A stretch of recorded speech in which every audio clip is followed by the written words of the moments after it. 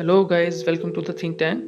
आज हम करने जा रहे हैं sources of Indian constitution in our exam cracker series.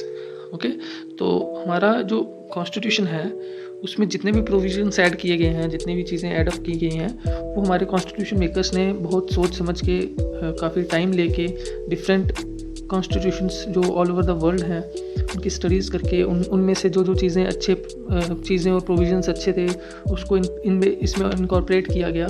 Then एक बहुत ही ब्यूटीफुल सा मिक्सअप यू कैन से कि बनाया गया, जो चीज़ें हमारे इंडिया के एस्पिरेशंस नीड्स को फुलफ़िल कर रही थी उनको जोड़ा गया और सारी चीज़ों का ध्यान रखा गया। दैन हमने आज वही चीज़ें कवर करनी है, वही प्रोविजंस देखने हैं, वही चीज़ें पढ़नी है कि क्या क्या चीज़ें कौन कौन से कॉन्स्टिट्यूशन से उठाई गई हैं, क्योंकि काफ़ी सारे पेपर्स में यहाँ से कवर किया जाता है, काफ़ी सारे क्वेश्चन यहाँ से निकलते हैं। फर्स्ट ऑफ ऑल जो हमारा गवर्नमेंट ऑफ इंडिया एक्ट 1935 आया था, ओरिजिनली उसमें से क्या क्या चीज़ें पिक की गई हैं।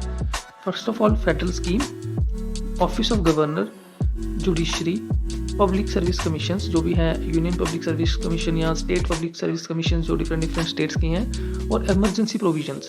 ठीक है, federal schemes, office of governor, judiciary, public service commissions, then emergency provisions. Okay, these are main provisions जो कि वहाँ से गवर्नमेंट ऑफ इंडिया एक्ट 1935 से लिए गए थे। दैन ब्रिटिश कॉन्स्टिट्यूशन से क्या क्या चीज़ें ली गई हैं। ब्रिटिश कॉन्स्टिट्यूशन से हमने parliamentary government, rule of law, legislative procedures, single citizenship, basic और cabinet system, then by cameralism.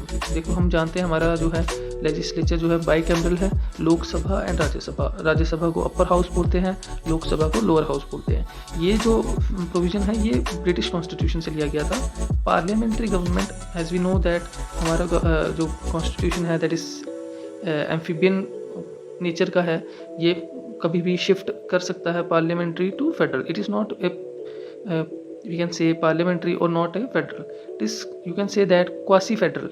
okay, it can be ऐसे तो ये generally parliamentary रहता है, but during the time of emergency it can be it changes its nature to the federal.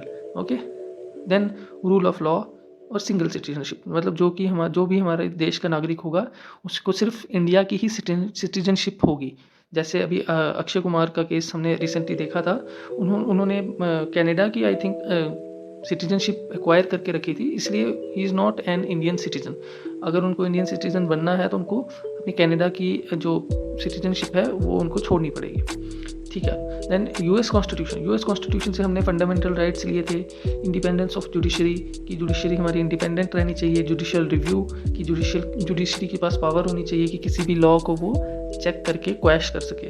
Then impeachment of president, removal of supreme court and high court जजेस and post of vice president. इसमें basically judiciary से related fundamental rights और removal of president या impeachment of president, removal of supreme court high court जजेस की ही mention है। Okay, then Irish constitution बहुत इंपॉर्टेंट, इसमें DPSP जो हम सुनते हैं, directive principles of state policy, okay, ये यहाँ से लिए गए थे। Then nomination of members to Rajya Sabha, Rajya Sabha में हमारे आपको पता है 12 मेंबर्स को नॉमिनेट किया जाता है, तो वो ये प्रोसेस जो है, ये प्रोविजन जो है आयरिश कॉन्स्टिट्यूशन से लिया गया था। Then method of election of president, की इलेक्शन का जो प्रेसिडेंट का इलेक्शन है वो किस तरीके से कंडक्ट किया जाएगा, that is also taken from the Irish constitution. Then fourth one is Canadian constitution. Canadian constitution से हमने लिया था federation with a strong centre. जैसे हमारी जो कंट्री है it is a federation of different states, ठीक है, लेकिन बेशक फेडरेशन है लेकिन हमारा जो सेंटर है वो स्ट्रॉन्ग है, उसमें central power is supreme, constitution is supreme, then central power has control over all those states. okay, appointment of state governors by the centre, अब सेंटर जो है अलग अलग गवर्नर्स को अपॉइंट करता है। This provision is also taken from the Canadian constitution. Then advisory jurisdiction of supreme court, की कुछ केसेस में जब सरकार को किसी या प्रेसिडेंट को किसी मुद्दे पे जब सुप्रीम कोर्ट की एडवाइस चाहिए होती है तो उस केस में वो उसको हम एडवाइजरी जुरिस्डिक्शन बोलते हैं। That is also taken from the Canadian constitution. Then sixth one is Australian constitution. Australian constitution से कॉन्करेंट लिस्ट लिया गया था।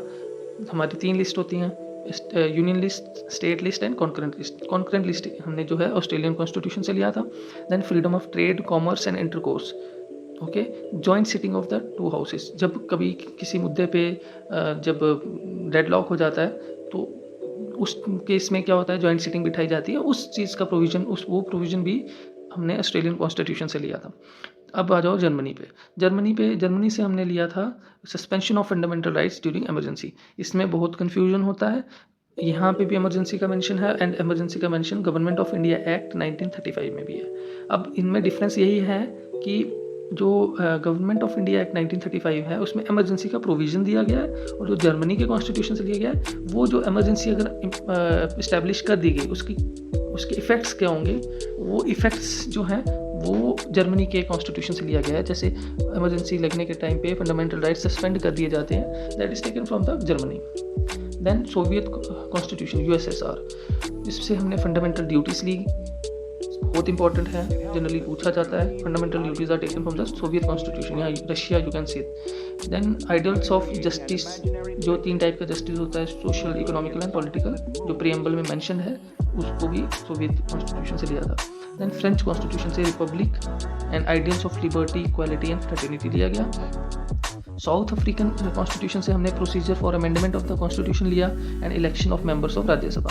अब देखो, जो राज्यसभा के मेंबर्स का नॉमिनेशन हमने लिया था आयरिश कॉन्स्टिट्यूशन से, लेकिन उनका इलेक्शन जो इलेक्टेड मेंबर्स होते हैं उनका इलेक्शन हमने लिया है साउथ अफ्रीकन कॉन्स्टिट्यूशन से, और अमेंडमेंट का प्रोसेस जो है, प्रोसीजर जो है, वो भी हमने साउथ अफ्रीकन कॉन्स्टिट्यूशन से लिया है। Then last is Japanese constitution. Japanese constitution से हमने लिया है procedure established by the law.